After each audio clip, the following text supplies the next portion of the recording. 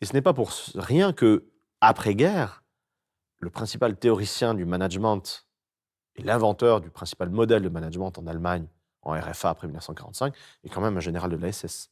Mais au final, je me dis que ça ressemble, finalement assez, j'y reviens, à notre néolibéralisme, puisque finalement on a un État dont la principale mission va être d'assurer l'ordre, pour que les forces économiques évidemment puissent, se développer avec un marché, flexible et capricieux qui va décider de tout.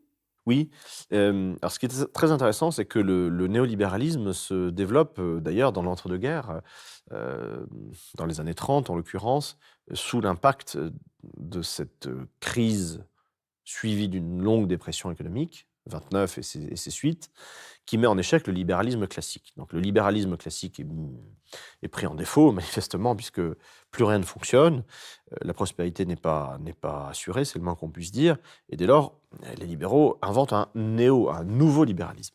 Des gens qui, assez, contre-intuitivement ou paradoxalement pour nous, sont des, anti-nazis, sont des opposants au nazisme, mais qui partagent avec les nazis une haine de la démocratie, un refus du suffrage universel, un mépris, abyssal pour les pauvres, un darwinisme social, très conséquentialiste et très minéral, si vous voulez, un antisémitisme, un racisme de bon ton, et cetera.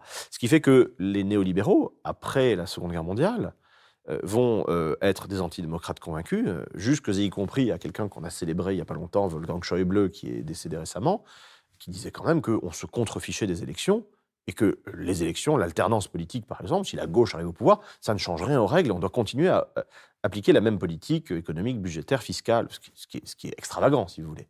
Mais ça, c'est vraiment une conviction néolibérale très claire. Et ces gens-là, enfin, les grands penseurs du néolibéralisme, ainsi que ses petites mains, ont été charmés, ravis, enchantés de la dictature de Pinochet, de la dictature de Videla en Argentine, ont collaboré activement à tout ce qui était fasciste ou fascistoïde après 1945, parce que la démocratie est une ineptie à leurs yeux. Et le néolibéralisme tel qu'il se cristallise dans les années 70, et là, on peut voir les travaux de Grégoire Chamaillou, hein, La société ingouvernable, ou de Loïc Vacan également, qui a très bien décrit les choses. Au fond, les néolibéraux, contrairement aux nazis, n'évacuent pas l'État.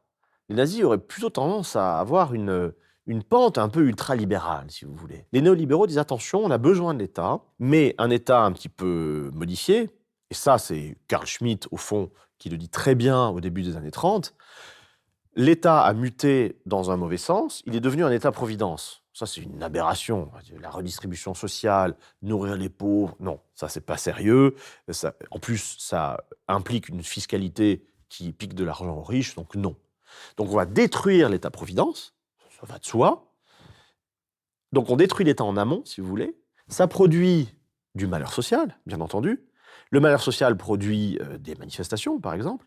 Et donc on va réinvestir l'État en aval sous la forme de l'État gendarme, c'est-à-dire l'État libéral classique du 19e siècle. La force publique, la force armée, c'était les soldats de ligne qui tiraient sur les manifestants au 19e siècle, hein, la fusillade de Fourmi, par exemple. Euh, Après 1945, c'est plutôt les gendarmes mobiles, les CRS, et puis maintenant, un peu le tout venant, les Baqueux, la Brave M ou je ne sais pas quoi, qu'on va lancer, faire charger contre le populo lorsqu'il proteste. Et ça, c'est typiquement néolibéral, un usage totalement perverti de l'État. C'est-à-dire qu'avec vos impôts, vous financez la matraque qui va vous fracasser, si vous voulez. On va détruire les services publics, détruire l'État-providence, et quand vous allez protester, on va venir vous casser la figure. Vous mutiler, vous éborgner, vous énucléer, vous arracher une main à coups de grenade, etc. Voire vous tuer, parce qu'il y a eu des morts quand même hein, depuis 2017.